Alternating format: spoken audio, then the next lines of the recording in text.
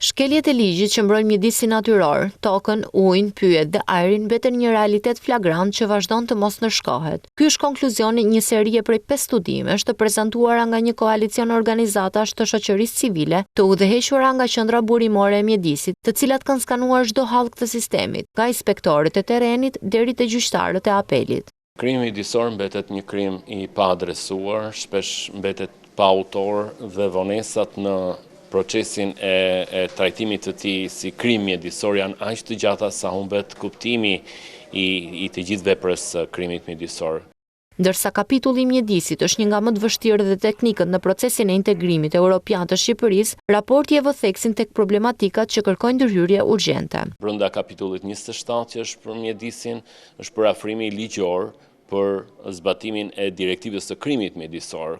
Përfaqësuesi i Forumit të Mendimit të Lirë, Mentor Kikia, u shpreh se për sa kohë krimet mjedisore trajtohen si gabime administrative e jo si shkelje penale, natyra nuk mund të ketë mbrojtje reale. Në shumicën e çështjeve rezulton që krimi mjedisor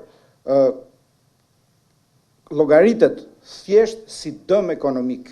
Të dhënat e prokurorive të Tiranës, Elbasanit e Korçës për vitet 2020-2024 zbulojnë një nivel të lartë pandërshkueshmërie për krime serioze si ndotja e ajrit në kryeqytet, çështjet e dërguara për gjykim janë thuajse inekzistente, ndërsa shumica dërmuese pushohen për mungesë provash.